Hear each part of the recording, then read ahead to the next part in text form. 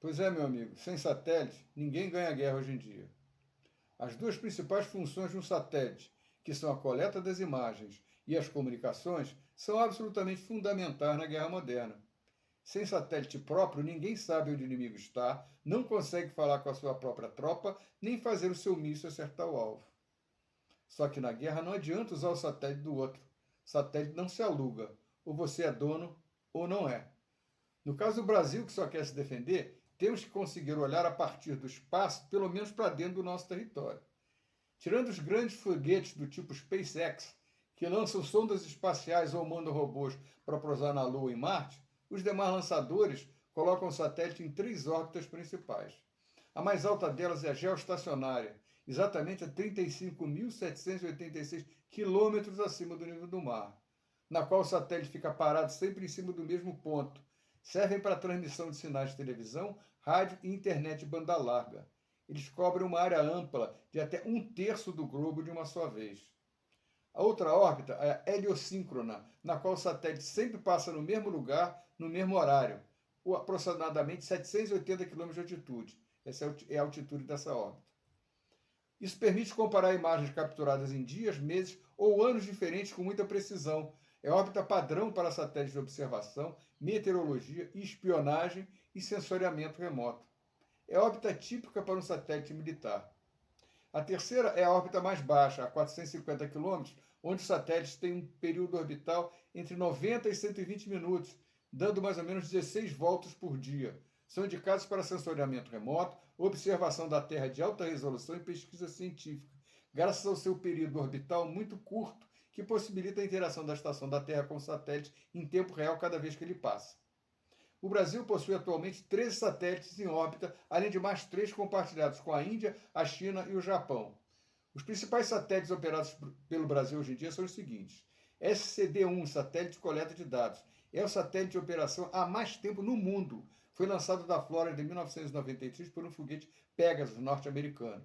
Só que ele foi projetado e fabricado no Brasil e circula em uma órbita equatorial circular, a 750 km de altura, com duração de 1h40. Era previsto para durar 1 ano, mas continua em pleno funcionamento, coletando dados ambientais e climáticos até hoje. O SCD-2 é igualzinho ao SCD-1. Foi lançado em 1998, também por um foguete Pegasus com as mesmas características e finalidades. Também continua em pleno funcionamento. O outro é o SGDC, Satélite Geoestacionário de Defesa e Comunicações Estratégicas. É o único com órbita geoestacionária em funcionamento para o Brasil. Foi lançado em 4 de maio de 2017 na base francesa de Kourou, na Guiana, por um foguete Ariane 5. A principal função dele é garantir internet de banda larga em locais remotos e dar segurança para as comunicações. O satélite é grande, pesa 5,8 toneladas e tem cerca de 5 metros de altura. Com os painéis solares abertos, chega a medir 37 metros. O outro que está voando aí é o Amazônia 1. Foi lançado em 2021 e é o primeiro satélite de observação da Terra totalmente projetado, integrado e testado no Brasil. Está focado em monitorar o desmatamento, especialmente na Amazônia, como o próprio nome diz. Foi lançado a partir da Índia, utilizando um foguete da Agência Espacial Indiana. Pesa 640 kg, tem uma órbita heliosíncrona a 752 km. Vamos agora a uma frota de satélites fruto da parceria Brasil-China, que é focada em sensoriamento remoto e geração de imagens de alta resolução. É o CBRS. Os 3 primeiros, os CBRS 1, 2 e 2A, já foram desativados, não estão mais funcionando. O CBRS 4 foi lançado da China em 2014, pesando 2.000 kg, rodando em uma órbita heliosíncrona, passando pelo mesmo ponto a cada 26 dias. O seguinte é o CBRS 4A, foi lançado em 2019, também órbita heliosíncrona, os dois continuam em funcionamento. Isso não pode nos impedir de projetar e fabricar os nossos satélites, os nossos radares, pode nos impedir de lançá-los. Cada vez que o Brasil tenta lançar um foguete da base de lançamento de Alcântara, acontece alguma coisa. A primeira vez foi em 2003, ia ser o terceiro lançamento do foguete VLS-1, né, aquele famoso foguete que era a ponta da nossa tecnologia espacial. E o primeiro ia ser dos lançamentos, o primeiro a levar finalmente 2 satélites para colocar em órbita. 2 dias antes do lançamento, o motor foi misteriosamente acionado sozinho, enquanto a equipe trabalhava no foguete. Tudo explodiu, matando todos que estavam no local e destruindo completamente a torre.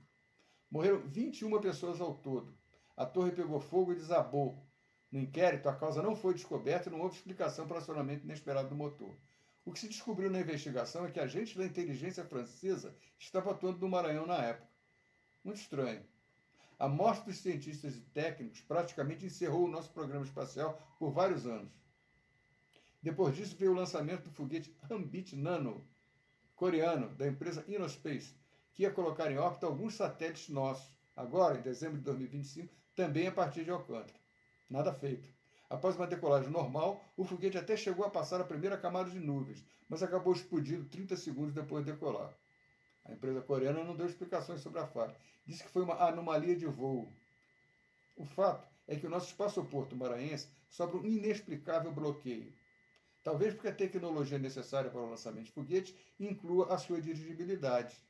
E isso nos daria a tecnologia necessária para o lançamento de mísseis intercontinentais. Será que é essa a razão? De qualquer forma, é absolutamente indispensável e inadiável colocar o Brasil na lista seleta de países que possuem o chamado acesso independente ao espaço. Ou seja, são os países que produzem seus próprios satélites, têm base de lançamento própria e são capazes de produzir também seus próprios foguetes. Vemos que estamos muito aquém do necessário, tanto em termos de lançamento quanto em relação aos satélites. Não temos nenhum radar de abertura sintética, o SAR, em órbita, que nos permitiria enxergar através das nuvens, da vegetação e ainda analisar o subsolo, como os satélites militares atuais, que são capazes de descobrir instalações inimigas escondidas embaixo da terra.